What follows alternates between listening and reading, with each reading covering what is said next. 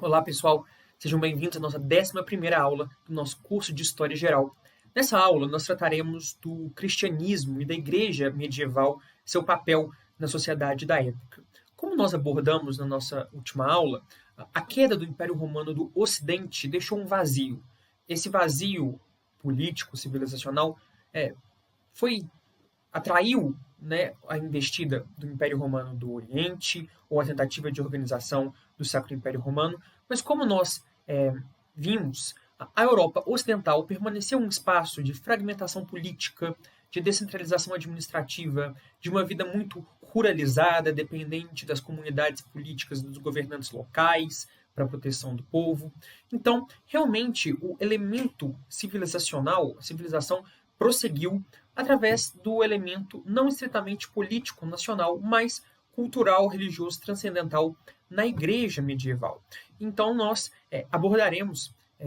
essa importância, começando aqui, nós temos uma gravura que representa o esforço da igreja, efetivamente, de cristianizar e converter os povos bárbaros, né, que tomaram o Império do Ocidente. Nós temos aqui uma gravura da conversão do rei Clovis, rei dos francos, que foi o primeiro rei, portanto, o primeiro povo, o primeiro reino a se converter. Inclusive, o reino da França, que seria, né, a sucessora nacional do reino dos francos, era chamada de a filha primogênita da igreja, por ser o primeiro povo, né, a entrar no que seria, né, o conceito de cristandade medieval. O processo de ruralização, né, e de busca do transcendente e da formação de comunidades autônomas, né, também promoveria a ação da criação de ordens, que seriam muito importantes, não apenas para a preservação e promoção do conhecimento, mas também no esforço, né, missionário de cristianização do continente. Nós temos aqui Bento de Núrcia, né, instituiu a famosa regra de São Bento, já no século VI, né, em 529, né, fundando a ordem beneditina, né, a abadia de Monte Cassino, na Itália, e esse movimento continuaria até, por exemplo, as grandes ordens do século XIII. Em 1216 nós temos a ordem dominicana, em 1223 nós temos a ordem franciscana, né, que seriam marcantes, né, desse período medieval, mas que tem a sua atuação religiosa até os dias de hoje. Efetivamente, a igreja terá 3 grandes desafios. O primeiro desafio é o desafio de um inimigo externo, a expansão rápida, né, do islamismo a partir do século VII, que tomou diversas regiões que eram cristãs durante a época do Império, ou seja, todo o território que era do Império Oriental, que era cristão, como o Levante, o Egito, posteriormente o norte da África, tanto as terras ocidentais, como efetivamente o atual Marrocos e as Espanhas, na Península Ibérica, caíram para uma invasão estrangeira com uma outra civilização, uma outra base transcendental religiosa. Nós temos civilização islâmica se desenvolvendo, o calendário islâmico começa, o ano 1 do calendário islâmico é o nosso ano 622, quando Maomé se retira, né, para iniciar a sua pregação com a Hégira, e após, né, a organização da religião com o Corão, e você tem as expansões, posteriormente as divisões entre xiitas e sunitas, mas realmente o século VII e o século VIII são séculos de rápida expansão e conquista territorial pela civilização islâmica. Por outro lado, você tem o já citado cisma do Oriente, que separará efetivamente a igreja cristã, até então com uma unidade mais visível até o ano 1054, cindindo-se efetivamente entre um cristianismo ocidental firmado sobre as bases do papado e da primazia, né, do bispo de Roma como chefe da igreja, contra, né, uma igreja ortodoxa grega que era mais ligada ao sistema político, né, do Império Romano do Oriente, do Império Bizantino, e que teria, né, o seu líder espiritual no Patriarca Ecumênico de Constantinopla. Aqui nós temos, então, um mapa religioso da Europa. Então, você vê as regiões em que o cristianismo vai se retraindo com a ascensão do islamismo, e você tem aqui as zonas ortodoxas, então, que seguiram, né, o sistema de patriarcados orientais, e aqui, efetivamente, já a igreja cristã católica medieval ligado a Roma. E aqui nós temos, né, a disputa pela Península Ibérica, o esforço de progressiva cristianização, né, para a cristianização dos bárbaros. Então, né, as regiões do norte, que eram regiões vikings, né, com, por exemplo, na Frísia, na Noruega, na Dinamarca, né, celtas, etc.,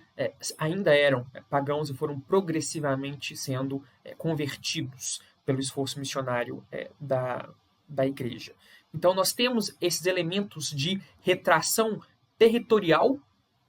do cristianismo que seria praticado na Europa Ocidental, então restringindo a atuação da Igreja Católica a esse pedaço do continente e do Mediterrâneo. Mas nós também temos as dificuldades da Igreja já nesse seu território, tanto frente às lideranças políticas nacionais que tentavam exercer o seu poder de mando sobre a Igreja, tal como era o imperador bizantino, né, que nós estudamos que o Império Bizantino, no seu quesito religioso, tinha uma prática cesaropapista, ou seja, em que o César, em que o Basileus, né, em que o imperador exercia o predomínio sobre a religião. Então, existe essa tentativa sempre do poder político se afirmar e tentar se sobrepor ao poder religioso, e haverá esse constante conflito com reis e imperadores da Europa Ocidental. Nós já estudamos, né, a querela das investiduras, a questão da entrevista de Canossa, né, que foi exatamente este Papa que está na tela, o Papa Gregório VII, tentando, né, conseguindo, mesmo que brevemente, seu reconhecimento como uma autoridade superior em relação ao imperador, mas ao mesmo tempo você tem problemas internos da igreja, que é o terceiro tipo de problema. A igreja precisava cada vez mais se organizar, se institucionalizar e dar conta da missão civilizacional que ela tinha de preservar a cultura e de preservar a moral mesmo após as invasões bárbaras, mas ao mesmo tempo lidar com as suas dificuldades internas, né, com sua capilaridade, né, com a conduta dos seus próprios membros. Então você tem, por exemplo, uma crítica forte ao nicolaísmo, a degradação dos modos de vida dos padres. Você tinha acusações de simonia, né, que, dado a importância política e territorial da igreja, havia muita pressão e muito combate político pela ocupação dos altos cargos da hierarquia eclesiástica. Então, acusações de simonia, que era a tentativa de compra, tanto financeira quanto política, de altos cargos eclesiásticos. E você tem grandes expoentes, né, dessa degradação moral, até no papado, né, o século X, que é considerado o século escuro, né, viu o papado ser ocupado tanto dominado por famílias influentes e por personagens influentes leigos, tanto quanto alguns papas, né, de conduta extremamente não cristã do ponto de vista pessoal. Então, a igreja, ao mesmo tempo que tenta se preservar das invasões, tenta preservar a sua autonomia frente aos poderes políticos, também sempre tem a necessidade, né, de se reformar e a necessidade de se purificar de certos desvios internos. Então, você tem, por exemplo, né, vários movimentos restauradores, muito apoiados nas ordens religiosas, como foi o movimento da abadia de Cluny, uma abadia que buscou se reformar e reformar a cristandade, foi muito influente, né, tendo uma série, né, de abadias e de mosteiros ligados a esse movimento. Desse movimento surge, inclusive, papas, inclusive o Papa Gregório VII, que realmente estabelece, né, o que a gente conhece como as reformas gregorianas, né, que estabeleceu, desde Roma, regras gerais para toda a Europa para moralizar e recuperar, né, o controle, né, da hierarquia eclesiástica, especialmente central no papado, da situação em que os clérigos locais atuavam e buscar dar uma resposta a todas essas acusações que sempre foram muito sérias contra a igreja medieval. Além desse esforço de purificação, existe um esforço de elaboração civilizacional. Então você tem a formação das escolas, né, que estruturariam o ensino das artes liberais, ou seja, o ensino do trivium, a lógica, que é o bem pensar, a gramática, que é o bem ler e escrever, e a retórica, que é o bem falar, como a base da intelectualidade, posteriormente o quadrivium, né, a aritmética, a geometria, a música, a cosmologia, como as bases do saber, e também o desenvolvimento das grandes universidades. Então, é devido à igreja que as universidades surgem, especialmente com os cursos de teologia, rainha e mestra das ciências, mas também de direito canônico, depois direito civil, também de medicina, né, e as grandes matérias a serem estudadas. Então você tem, por exemplo, a fundação da Universidade de Bolonha, em 1088, em 1170, a Universidade de Paris, que seria uma das mais famosas, em 1096, a Universidade de Oxford, na Inglaterra, e é por isso, inclusive, que as universidades sempre foram espaços de privilégios políticos para preservar a sua autonomia universitária, a sua liberdade de cátedra, né, porque faziam parte de um movimento internacional da igreja e não ligado às realidades políticas locais. Um esforço, né, do papado e da cristandade ocidental de fazer frente a essa incursão externa, né, dos islâmicos que tinham tomado no século VII e VIII enormes regiões de terras que faziam parte, né, da religião cristã, foi as cruzadas. As cruzadas começaram a ser pregadas pelo Papa Urbano II em 1095, que declarou uma indulgência a todos aqueles que se dedicassem a essa tarefa. Efetivamente, as cruzadas foram vários movimentos, né, dependendo, os historiadores às vezes até divergem como contar as cruzadas, mas foi um ideal que, devido ao sucesso da primeira cruzada,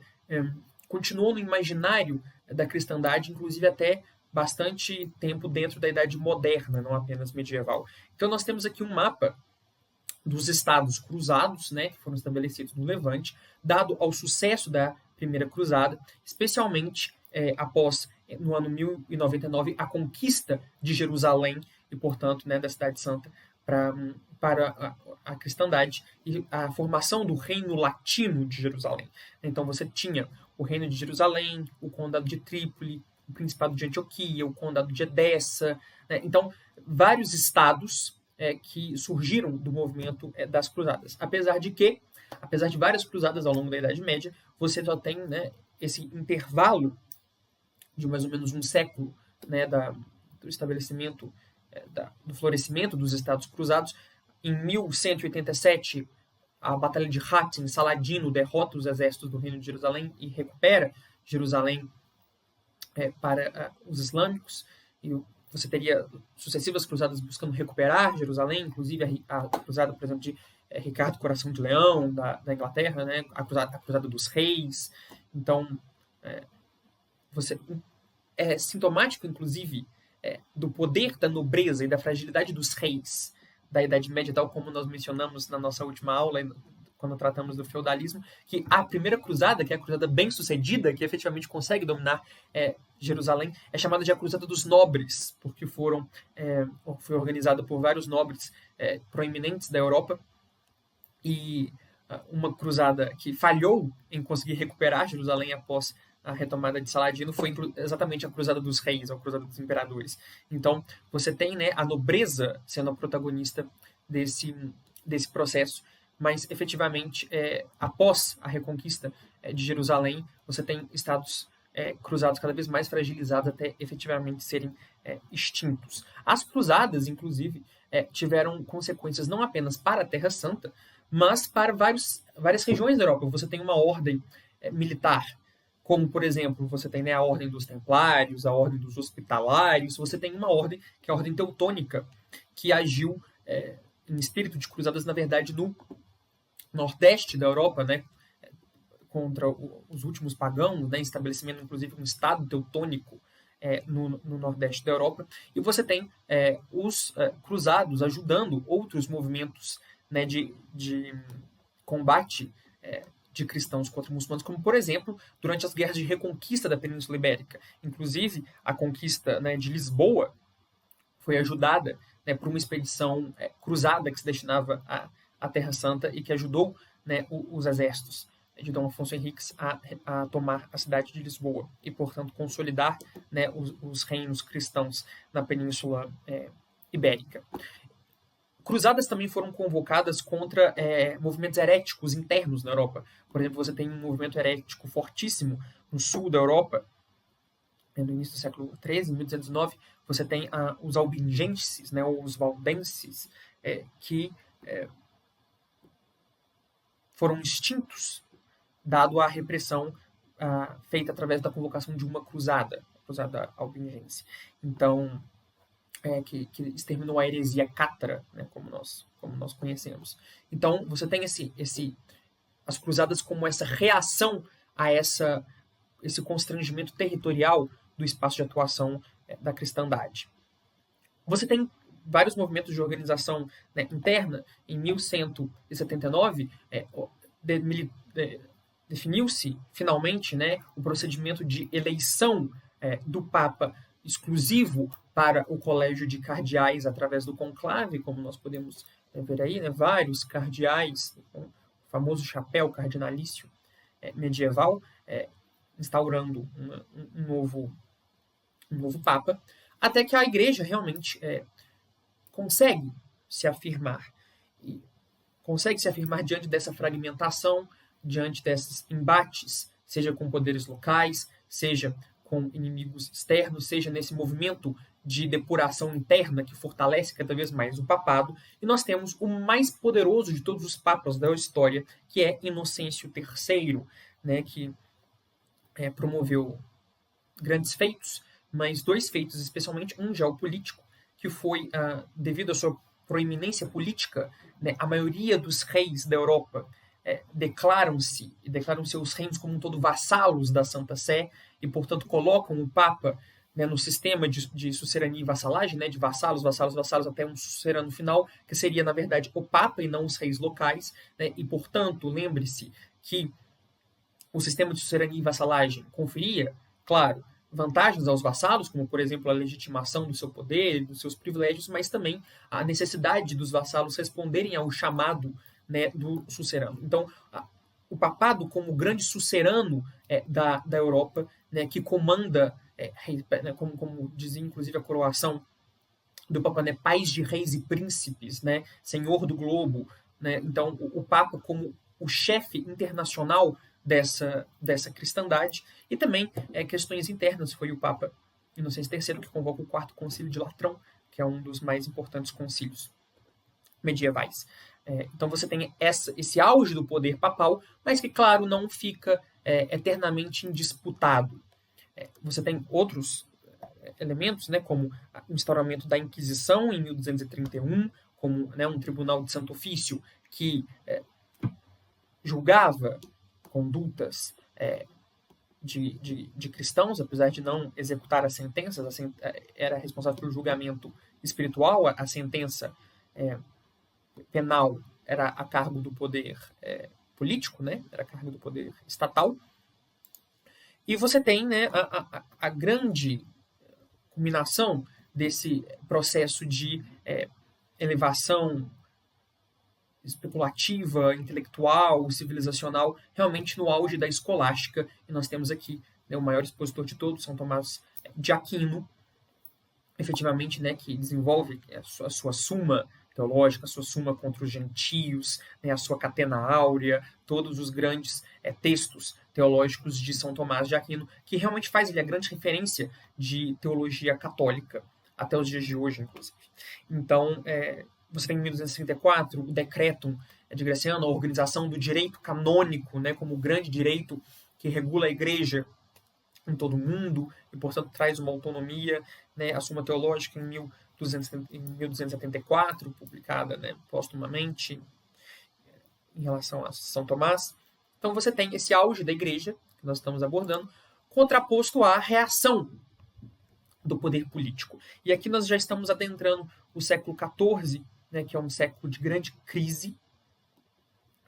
e dessa crise haverá a emergência, né, do poder político estatal dos reis. Né? A partir do século XIV, que nós vamos começar a transição da Idade Média para a Idade Moderna, ou seja, de uma Idade Média fragmentada, em que a nobreza é a protagonista, em que os reis são fracos, para uma Idade Moderna, que é a idade, por definição, do absolutismo, né? Da concentração do poder nas mãos dos reis, que se deveu a um processo histórico que nós trataremos com mais detalhes à frente. E aqui nós temos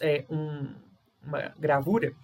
de um dos episódios mais emblemáticos desse embate. Você tem aqui o Papa Bonifácio VIII. Importante registrar que o Papa Bonifácio VIII é justamente o Papa que proclama a bula Unum Sanctum, né, de 1302, que é a bula que proclama que qualquer alma, para se salvar, deve se submeter ao Romano Pontífice, né, ao Papa. E essa declaração foi feita não apenas no sentido religioso, mas também no sentido político, e isso gera uma reação do rei Filipe IV o Belo da França, que é um rei famoso pelos seus embates contra a igreja. É o rei, por exemplo, que perseguiu e destruiu a Ordem Templária, né, fazendo uma grande perseguição, mas ele efetivamente entra em confronto com o Papa e causa a prisão do Papa, que inclusive levaria à sua morte. Existe um famoso episódio, que é o episódio da bofetada de Anagni, que numa cidade da Itália, né, efetivamente, os homens do rei da França prendem, e teriam inclusive esbofeteado o Papa. Esse Papa é levado prisioneiro, apesar de morrer, e logo após, e efetivamente leva-se a uma sucessão de papas eleitos sob o controle do poder da França, do rei da França, e que transferiram a sede do papado de Roma para Avignon. Então você tem o famoso cativeiro de Avignon, como ele é chamado, né, quando o papado estava sequestrado politicamente pelo reino da França, o que vai de 1303 até 1378, uma quantidade bastante expressiva, né, de tempo e de papas. Efetivamente, esse movimento acaba sendo superado, né, quando efetivamente um papa consegue sair, né, desse jugo e regressar a Roma, mas imediatamente após, em 1368, imediatamente após desse movimento, há um cisma, né, justamente do reinado da França em manter esse controle sobre o papado. E você tem o cisma do Ocidente, quando você tem a eleição de 2 papas. Então você tem duas autoridades religiosas reclamando ser o verdadeiro papa e dizendo que o outro era um antipapa, né, apoiado por potências estrangeiras. E você tem a cisão da cristandade entre quem apoiava o Papa de Roma e quem apoiava o Papa de Avignon. Aqui você tem um mapa que mostra, né, que, por exemplo, a França, a Escócia, os reinos de Castela e Aragão, o reino de Nápoles, apoiavam o Papa de Avignon, enquanto o reino da Inglaterra, os reinos nórdicos, o reino da Polônia, da Hungria, os principados italianos apoiavam o reinado do Papa de Roma, enquanto o Sacro Império, que era uma monarquia eletiva, né, e o reino de Portugal, ora estavam com um, ora estavam com outros. Mas percebam, inclusive, como essa é uma divisão geopolítica. Inimigos históricos, como é o reino da França e o reino da Inglaterra, estão em lados opostos. Escócia e Inglaterra em lados opostos. França e Sacro Império, às vezes, em lados opostos. Sacro Império e estados, né, do leste da Europa em lados opostos, ocasionalmente. Portugal e Castela, às vezes, em lados opostos. Então você tem essa divisão política que efetivamente traria grande prejuízo ao papado e fragmentação desse outrora poder tão consolidado. Então é desse momento que surgem figuras de contestação ao poder político da igreja, não apenas da parte dos reis, mas movimentos internos religiosos. É aqui, nesse momento, que você começa com os movimentos pré-reformadores, como, por exemplo, de John Wycliffe, professor de Oxford, né, que seria excomungado e traduziria a Bíblia de latim para o inglês e criaria um movimento interno chamado os Lollardos. Da mesma forma, em Praga, você tem Jan Hus criticando o estado da igreja, né, e criticando doutrinas como a doutrina da transubstanciação, que Wycliffe também questionou, e você tem então esses movimentos pré-reformadores que se aproveitam dessa fragilidade da igreja. E nesse momento também surge um movimento de ascensão que é o movimento conciliarista, ou seja, a ideia de que já que o papado enfrenta problemas, a unidade da igreja não estaria tão bem representada ou tão bem gerida somente no Papa, mas no concílio geral da igreja, que reúne, né, lideranças e bispos, né, e altos níveis da hierarquia eclesiástica de toda a cristandade. Então você tem a ideia de que um concílio poderia não apenas resolver os problemas da igreja, por escutar pessoas de todas as regiões, né, e, portanto, pessoas que têm melhor controle da vivência local e da igreja local, mas também, né, a reunião de todos os bispos, né, e a alta hierarquia eclesiástica da cristandade teria um peso, uma voz maior até que a do Papa. Efetivamente, foi a saída conciliarista que resolveu o cisma do Ocidente com o Concílio de Constança, que é o concílio que vai de 1414 até 1418, que, ao mesmo tempo que resolve o problema do cisma, né, conseguindo a renúncia ou a deposição dos papas em conflito, inclusive chegou uma época que teve até um terceiro papa em Pisa, então realmente uma situação bastante caótica. Você tem esses movimentos de reunião, efetivamente política, e a eleição de um novo papa, um papa universalmente reconhecido, que foi o Papa Martim V, mas, ao mesmo tempo, o reforço, né, da identidade da igreja,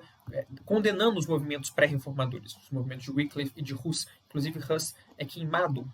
né, durante o concílio de Constança. Aqui nós temos, inclusive, retratando, né, o concílio de Constança, que teve um papel importante do Sacro Imperador Romano Germânico, o Imperador Sigismundo, né, que tentava também, tal como Constantino, né, ter esse papel da liderança política que lastreia o concílio religioso. Então, efetivamente, você tem a igreja medieval sendo o polo de unidade identitária, cultural, religiosa, transcendental da Europa. Você tem o Papa se afirmando como essa liderança internacional, né, que chegou a um auge de poder político muito grande e que desenvolveu todo o sistema de universidades, de pensamento e etc., né, toda a parte, né, de arte, inclusive, de construção das grandes catedrais, das grandes abadias, tudo isso deve-se à ação civilizacional da igreja medieval, mais ou menos, mas ao mesmo tempo uma igreja com problemas tanto externos quanto internos, de abusos, né, de questões morais que precisam continuamente ser resolvidas, quanto de conflito com os poderes locais. E é assim, né, que nós temos todo esse peso da igreja medieval ao longo da Idade Média. Nas próximas aulas nós vamos tratar de alguns reinos chaves importantes durante a Idade Média, como, né, o desenvolvimento da Inglaterra, o desenvolvimento de Portugal, e aí efetivamente nós conseguiríamos adentrar a transição da Idade Média para a Idade Moderna com a instauração do Estado-nação e da soberania dos reinados locais, né, e dos reis como os protagonistas políticos dessa história. Então, aguardo vocês nas próximas aulas. Se você gostou dessa aula, se inscreve no canal, curta o vídeo e seguimos para a próxima.